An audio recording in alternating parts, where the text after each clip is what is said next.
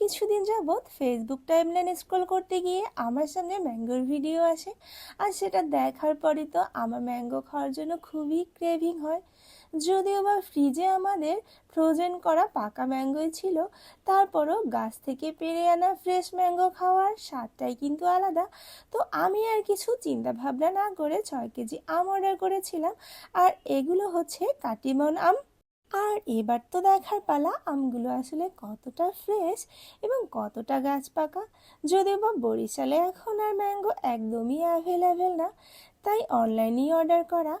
আর আমগুলো দেখে তো আমার মনটাই ভালো হয়ে গেছে।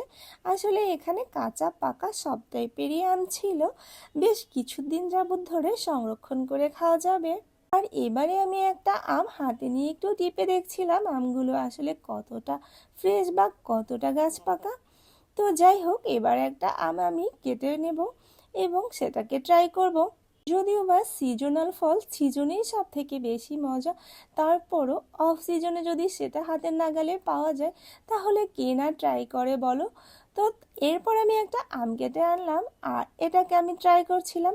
আসলে এর থেকে ফ্লেভারটা কিন্তু একদম অরিজিনালি আসছিল এবং খেতেও বেশ মিষ্টি ছিল। যদিও বা আরও একটু পাকলে হয়তো বা আরও বেশি মজা লাগবে, তবে সেজন্য আমাকে ঘরে কিছুদিন যাবৎ সংরক্ষণ করে পাকিয়ে তারপরে খেতে হবে। তো যাই হোক, আমি আম অর্ডার করে একদমই হতাশ হয়নি।